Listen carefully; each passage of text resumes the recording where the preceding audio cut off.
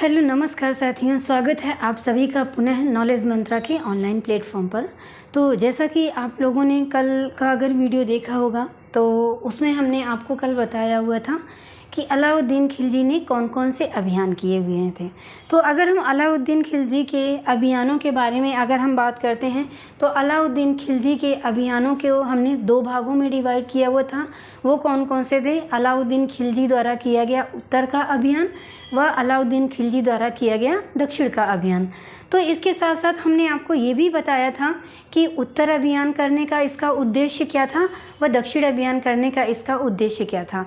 तो अगर हम उत्तर अभियान की बात करते हैं तो उत्तर अभियान करने का अलाउद्दीन खिलजी का मुख्य उद्देश्य था कि अलाउद्दीन खिलजी द्वारा उत्तर के जितने भी राज्य विजित किए गए हैं उन पर अपना प्रत्यक्ष नियंत्रण स्थापित करना, ये अलाउद्दीन खिलजी का उत्तर अभियान का उद्देश्य था। वहीं पर अगर हम दक्षिण भारत की बात करें तो दक्षिण भारत में इसका जो है प्रत्यक्ष नियंत्रण स्थापित ना करके इसका उद्देश्य क्या था कि दक्षिण भारत के जीते गए राज्यों को जो है करदाता बनाना, यानी कि सिर्फ और सिर्फ कर संग्रह करना। इसके बाद में वहाँ के जो राजा होते थे तो उनको जो है अपनी मनमर्जी अपने अकॉर्डिंग छोड़ देना, अपने अनुसार कार्य करने के लिए, ना कि उन पर अपना प्रत्यक्ष नियंत्रण स्थापित करना था। ठीक है, तो आई होप कल का अगर लास्ट का वीडियो आपने देखा होगा तो आप समझ गए होंगे कि उत्तर भारत के कौन कौन से अभियान थे अलाउद्दीन खिलजी के और दक्षिण भारत के अभियान कौन कौन से थे। फिर इसके बाद में हमने पढ़ा था कि अलाउद्दीन खिलजी के समय जब ये शासक बना, गद्दी पर बैठा, इसके बहुत सारे प्रतिद्वंदी थे। इसके समकालीन जो अमीर थे और या फिर उमरा वर्ग के लोग थे, इन लोगों ने क्या किया? विद्रोह किया। और इसके समय में कई सारे विद्रोह भी हुए और उन विद्रोहों को इसने जो है सफलतापूर्वक उन विद्रोहों का दमन भी किया। इसके साथ साथ में अगर हम बात करते हैं मंगोलों के आक्रमण की, तो मंगोलों का आक्रमण जो है स्टार्ट कब हुआ था? सबसे पहली बार भारत पर मंगोलों का आक्रमण कब हुआ है? तो इल्तुतमिश के समय हुआ है। और इल्तुतमिश के बाद में फिर बलबन के समय भी मंगोलों के आक्रमण हुए हैं, किंतु सर्वाधिक जो आक्रमण हुए हैं वो कब हुए हैं? अलाउद्दीन खिलजी के समय पर हुए हैं। अगर हम इनके संख्या की बात करते हैं तो इनकी संख्या कितनी है? 6 संख्या थी, यानी कि मंगोलों के 6 बार आक्रमण जो है अलाउद्दीन खिलजी के समय पर किए गए हैं। किसके किसके नेतृत्व में किए गए मंगोल आक्रमण व इन मंगोल आक्रमण को किसने दबाया, इसके बारे में अगर आप लास्ट वीडियो देखेंगे तो सारी चीज़ें A to Z क्लियर हो जाएंगी। ओके, फिर इसके बाद में हमने कल क्या पढ़ा था? कल इसके बाद हमने लास्ट में पढ़ा था कि अलाउद्दीन खिलजी ने अपने राजस्व का सुधार कैसे किया, किस तरीके से अपने राजस्व को सुदृढ़ किया। इसके लिए हमने आपको बताया था कि उसने जो है जनता द्वारा कुल आय का जो है 1/2 भाग कर के रूप में लगाया था, जबकि इसके जो पूर्व के शासक थे 1/3 भाग कर के रूप में लेते थे, प्लस 1/2 भाग कर के रूप में तो ये संग्रह ही करता था। इसके साथ साथ में जो है इसने 2 नए कर बनाए थे, एक घरी कर और दूसरा कौन सा? चरी कर। तो घरी कर क्या था? तो अगर हम घरी कर के बारे में बात करते हैं तो ये आम जनता द्वारा आवास यानी रहने के निवास स्थान पर जो टैक्स लगाया जाता था उनको इसने घरी कर नाम दिया। और जो दुधारू पशुओं पर जो इसने टैक्स लगाया था, यानी कि दुधारू पशु जो थे तो वो चरागाह में जो घास खाते थे तो उसका जो है इसने टैक्स लगाया था, तो वो कौन सा होता था? चराई कर होता था। ओके, इतनी सारी चीज़ें क्लियर हुई ना? तो कल हमने यहाँ तक बात किया था, प्लस इसके बाद में बताया था कि इसने जो है अपने साम्राज्य को सुदृढ़ करने के लिए आर्थिक रूप से इसने जो है एक नए विभाग की स्थापना किया था। वो विभाग कौन सा था? तो दीवान-ए-मुस्तखराज विभाग था। ओके, यहाँ तक की बातें क्लियर हो गई ना? अब इसके आगे हम आपको लेके चलते हैं। तो अगर हम बात करते हैं कि अलाउद्दीन खिलजी के बारे में, अब हम इसके बाद क्या पढ़ेंगे? तो अलाउद्दीन खिलजी एक बहुत बड़े अपने कार्य के लिए जाना जाता है, वो कौन सी है कि अलाउद्दीन द्वारा की गई बाजार व्यवस्था में क्या क्या सुधार किए गए। ठीक है, तो अलाउद्दीन खिलजी की ये उस समय की बाजार व्यवस्था है जो आज के समय पे भी लोहा माना जाता है इस चीज़ को, कि इतने उत्तम तरीके की इसने जो है बाजार व्यवस्था को डेवलप किया था कि किसी भी वस्तुओं पर किसी भी तरीके का घपला नहीं होता था, किसी भी तरीके की धोखेबाजी नहीं होती थी, चाहे वो नाप तोल से संबंधित हो, चाहे अनाजों के जो कीमत की जो दरें घटती थी या बढ़ती थी, यानी कि इसने इस तरीके की व्यवस्था कर रखी थी कि इसने जो भी अनाज का मूल्य निर्धारित किया हुआ है उसी निर्धारित मूल्य में ही एक व्यापारी अपने अनाज को बेच सकता है। अगर निर्धारित मूल्य से ज़्यादा कोई व्यापारी अगर अनाज को बेचता था तो उस पर जो है बहुत कड़े प्रतिबंध लगाए जाते थे। और क्या किया जाता था कि अगर कोई भी व्यापारी नाप तोल में कुछ घपला करता था तो जो व्यापारी द्वारा बेचा गया माल होता था, यानी कि जो निर्धारित जो वेट होता था, वज़न होता था, उसमें अगर जितना कम पड़ जाता था तो व्यापारी के शरीर के किसी भी भाग से जो अलाउद्दीन खिलजी था वो मांस निकलवा लेता था। ऐसा जो है इसके जो है समय पर सुनने के लिए ये बातें मिलती हैं। हालांकि होना भी चाहिए, जैसे किसी भी चीज़ के लिए पारदर्शिता होना बहुत आवश्यक है। इससे होता क्या है कि व्यापारियों के अंदर भी डर बना रहता है कि अगर हम इस तरीके का गलत कार्य करते हैं समाज में तो वो फिर उसका हमें अगर रिजल्ट के रूप में जो हमारे समक्ष आएगा वो बहुत भयावह कार्य होगा। तो यही होता है कि एक अच्छे समाज का निर्माण करने के लिए जो है जो सख्त नियम राजा द्वारा बनाने पड़ते हैं। ठीक है, और होना भी चाहिए इस चीज़ के लिए, क्योंकि पारदर्शिता तभी होगी जब लोगों के मन में डर होगा। ठीक है, जब लोगों के मन में डर होता है तो सारे लोग चाहे व्यापारी वर्ग हो या कोई भी हो, हर कोई अपना काम बहुत सुचारू रूप से करता है। तो चलिए हम आज जानेंगे क्या कि अलाउद्दीन खिलजी की बाज़ार व्यवस्था कैसी थी। तो अगर हम आज बाज़ार व्यवस्था की बात करते हैं तो सबसे पहले बाज़ार व्यवस्था के बारे में हमें जानकारी कहाँ से मिलती है, कहाँ से हम जानकारी प्राप्त करते हैं। तो एक मध्यकालीन इतिहासकार हैं बर्नी, इनकी पुस्तक है तारीख ए फिरोज शाही। बर्नी की तारीख ए फिरोज शाही में जो है अलाउद्दीन खिलजी की बाज़ार व्यवस्था के बारे में वर्णन मिलता है। और दूसरी कौन सी है, अमीर खुसरो की खजाइनुल फुतूह। कौन सी है, अमीर खुसरो की खजाइनुल फुतूह पुस्तक है, जिसमें कि अलाउद्दीन खिलजी के बाज़ार व्यवस्था के बारे में, यानी कि बाज़ार नियंत्रण के बारे में बहुत बेहतर तरीके से बताया गया है। ओके, अब हम बात करते हैं कि अलाउद्दीन खिलजी के बारे में कि अलाउद्दीन खिलजी के समय पर मंगोल आक्रमण हो ही रहे थे, बहुत ज़्यादा मात्रा में हुए। इन मंगोल आक्रमणों को रोकने के लिए एक बहुत बड़ी सेना की ज़रूरत थी। तो अगर हमें बहुत बड़ी सेना की ज़रूरत होगी तो उस सेना के रख रखाव के लिए, उसकी सेहत का ध्यान रखने के लिए हमें आवश्यकता किसकी होगी, धन की आवश्यकता होगी। तो बिना धन के कुछ भी संभव नहीं है। वही इसके समय पर भी था, जब ये गद्दी पर बैठा था तो इसका राजस्व विभाग जो था वो क्या था, एकदम खाली था। तो यहाँ पर क्या था कि मंगोल सेना को रोकने के लिए बड़ी सेना की आवश्यकता थी। और बड़ी सेना के रख रखाव के लिए हमने आपको बताया कि उसके लिए धन की आवश्यकता थी। लेकिन अलाउद्दीन चाहता था कि कम से कम खर्च में और कम से कम वेतन दे करके हम अपनी सेना को कैसे सुदृढ़ रख सकते हैं। तो और ये वेतन, अगर इसने सोचा अगर हम वेतन कम देंगे तो सेना हमारा विद्रोह करेगी और जो हम चारों तरफ विजय हासिल कर रहे हैं तो ये हमारे लिए एक असंभव हो जाएगा। तो इसने क्या किया कि इसने दिमाग लगाया कि हम क्यों ना जो है बाज़ार व्यवस्था पर नियंत्रण स्थापित करें।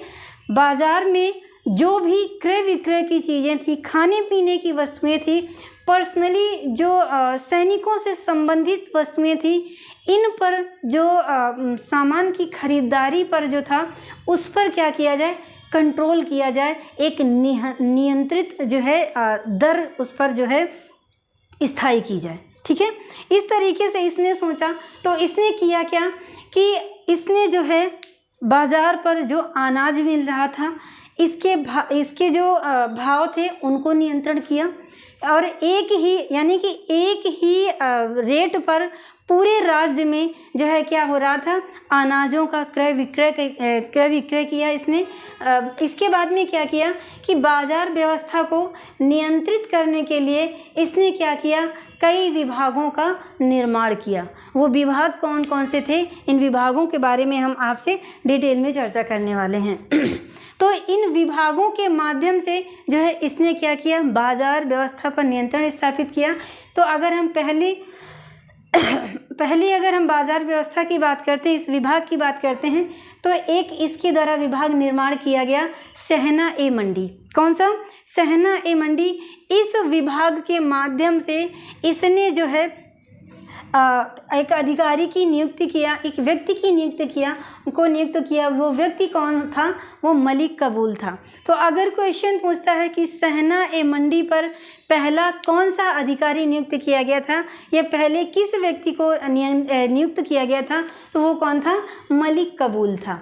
इसका काम क्या था, इसका काम था कि एक रजिस्टर तैयार करना और उस रजिस्टर में जितने भी व्यापारी होते थे उन व्यापारियों को अपना पंजीकरण करना आवश्यक होता था।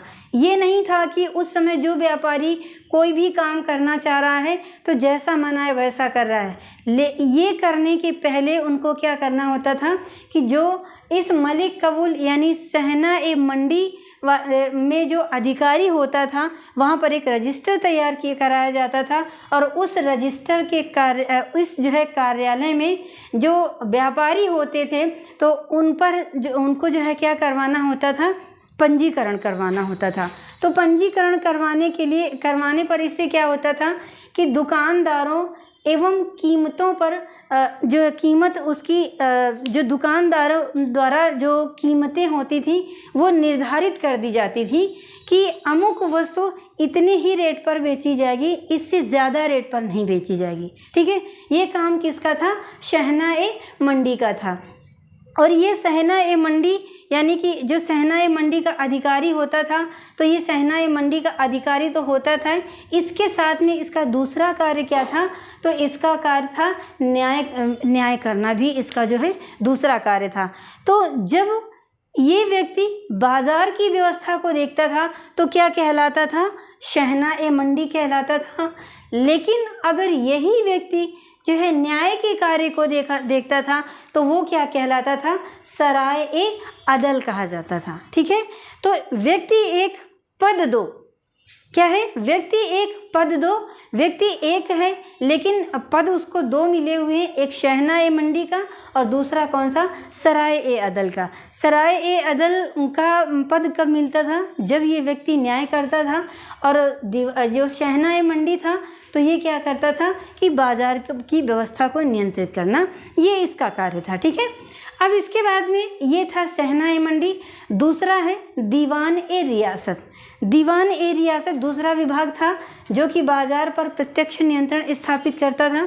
अगर हम दीवान ए रियासत की बात करें कि ये कौन सा पद होता था, तो ये एक वाणिज्य मंत्री होता था। कौन सा पद होता था, वाणिज्य मंत्री का पद होता था, और यह बाजार व्यवस्था के लिए सर्वोच्च अधिकारी होता था। कौन होता था, दीवान ए रियासत। ओके, तो ये बाजार व्यवस्था का सर्वोच्च अधिकारी होता था।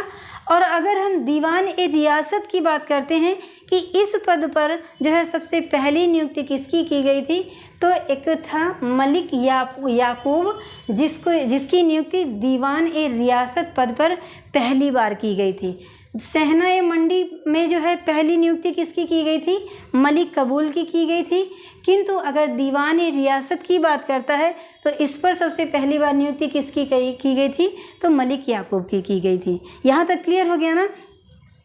अब अगर हम बात करते हैं कि इसका काम क्या था दीवाने रियासत का। तो दीवाने रियासत का काम था कि व्यापारी वर्ग पर नियंत्रण स्थापित करना और क्या करना था, आर्थिक नियमों को लागू करवाना। क्या था काम, व्यापारियों के लिए यानी व्यापारी वर्ग पर जो है पर नियंत्रण स्थापित करना और क्या काम था, आर्थिक नियमों पर लागू करना। व्यापारिक वर्ग पर नियंत्रण कैसे स्थापित करना कि किसी भी व्यापारी, कोई भी व्यापारी जो है वो कहीं ऐसा तो नहीं है कि निर्धारित मूल्य से ज़्यादा जो है वस्तुओं को बेच रहा है। इस पर निगरानी रखने के लिए इसने कई सारे गुप्तचरों को स्थापित जो है नियुक्त कर रखा था। हालांकि गुप्तचरों के बारे में भी हम आगे पढ़ेंगे, बताने वाले हैं। फिलहाल अभी सिर्फ जो आ रहा है इसके बारे में हम पढ़ रहे हैं, ठीक है। तो इसने क्या किया था, व्यापारियों पर भी नियंत्रण स्थापित किया और क्या किया था, आर्थिक नियमों को भी लागू करवाया। ओके, अब इन आर्थिक नियमों पर नियंत्रण करने के लिए, व्यापारी वर्ग पर नियंत्रण स्थापित करने के लिए इसने कौन कौन से गुप्तचरों को नियुक्त किया। तो एक तो था बरीद होता था। तो बरीद की अगर हम बात करें तो बरीद ये एक गुप्तचर होता था जिसका काम क्या था कि ये जो दो विभाग बनाए गए थे, शहना ए मंडी और दीवान ए रियासत, इन दोनों विभागों की हेल्प करना होता था। इन बरीद होते थे और मुनहियान होते थे और तीसरा कौन सा होता था, मुहत्सिब होता था। तो ये 3 अधिकारी होते थे जो कि इन दोनों विभाग की हेल्प करते थे। और वो हेल्प कैसे करते थे, गुप्तचरी करके, ठीक है। गुप्तचर यानी गुप्त रूप से जो है इन पर नज़र रखना कि कहीं कोई व्यापारी ज़्यादा रेट में तो नहीं बेच रहा है कोई भी वस्तु, या फिर कहीं ऐसा तो नहीं कि कोई व्यापारी लोगों को मूर्ख बनाने के लिए जो है कम वस्तु यानी जितना वस्तु बेचना है उससे कम दे रहा है नाप तौल में, यानी कि नाप तौल पर भी इनका जो है नियंत्रण होता था कि किस तरीके से नाप तौल की जा रही है, इस पर भी नियंत्रण स्थापित करना होता था। किसका, बरीद का, मुनहियान का और मुहत्सिब का। हालांकि तीनों के अलग अलग कार्य हैं। फिलहाल अगर तीनों की बात करता है तो ये गुप्तचर के अंतर्गत आएंगे, ठीक है। अब इसके बाद में ये था क्या, बरीद का काम, कि बरीद का काम क्या होता था कि गुप्तचरी करना और इन दोनों विभाग की जो है मदद करना। दूसरे थे मुनहियान या मुन्नी बोलते थे और मुहत्सिब, जो तीनों थे। तो अगर हम मुनहियान की बात करें तो मुनहियान जो होते थे, तो मुनहियान जो होते थे तो ये जो घरेलू हिंसा हो रही थी, यानी कि घरों में जो है एक तरह से कहें कि महिलाओं के साथ जो अत्याचार हो रहा था, तो ये उसके लिए नियुक्त किए गए थे। कौन, मुनहियान, ठीक है। और इसी तरीके से इनका कार्य क्या था, मुहत्सिब का कार्य क्या था, मुहत्सिब का कार्य था नाप तौल का निरीक्षण करना कि जो भी वस्तु किसी जनता द्वारा खरीदी गई है तो वो पूरी जितना उसने खरीदा है वो पूरा है या नहीं। तो इनका काम क्या था, नाप तौल का निरीक्षण करना।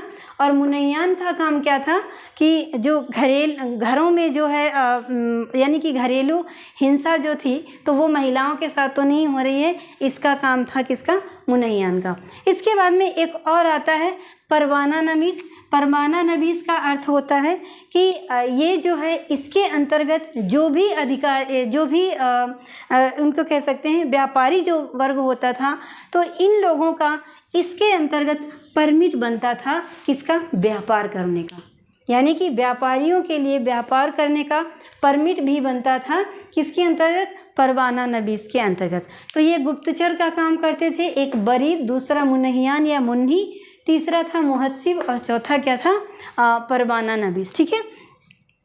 इस तरह से जो है इसने क्या किया, अपनी बाजार व्यवस्था को बहुत सुदृढ़ ढंग से जो है स्थापित किया हुआ था। और इसके बाद में बाजार व्यवस्था के बाद में इसने ध्यान कहाँ दिया, सैनिक सुधारों में। सैनिक सुधारों में इन्होंने ध्यान क्या दिया, इसने ये ध्यान दिया कि जब हमारे सैनिक ही नहीं ठीक से रहेंगे तो हम अपनी विजयें कैसे कर सकते हैं। तो इसने अगर सैनिक सुधारों की अगर हम बात करें कि इस समय होता क्या था कि युद्ध में जो सैनिक होते थे वो क्या करते थे कि युद्ध में मौत की डर से जो है सैनिक लोग जो है क्या करते थे, युद्ध क्षेत्र छोड़ करके भाग जाते थे रण क्षेत्र से, ठीक है। तो इन्होंने क्या किया, तो सबसे पहली के सैनिक सुधार में इसने क्या किया कि अलाउद्दीन खिलजी ने स्थायी सेना रखी और इस सेना को नगद वेतन दिया, क्योंकि सेना को जब वेतन मिलता रहेगा तो वो अपने परिवार को चलाने में सक्षम हो जाएगा और वो जो है स्वतंत्र रूप से यहाँ पर अपने कर्तव्यों का निर्वहन करता रहेगा, क्योंकि उसको नगद वेतन मिल रहा है अपने परिवार को चलाने के लिए। ठीक है, तो इसने सबसे पहले क्या किया था कि इसने स्थायी सेना रखी, नगद वेतन भी इन सैनिकों को दिया और पहली बार जो है इसने क्या किया था, सबसे बड़ी चीज़, सैनिकों का हुलिया जो है यानी कि सैनिकों का एक रजिस्टर तैयार करवाया था, जिसमें कि सैनिकों के जो शारीरिक हुलिया यानी शारीरिक बनावट कैसी है, शरीर में कोई यानी कि कोई जैसे जिसको कहते हैं आइडेंटिफिकेशन मार्क्स है, इस तरीके से सैनिकों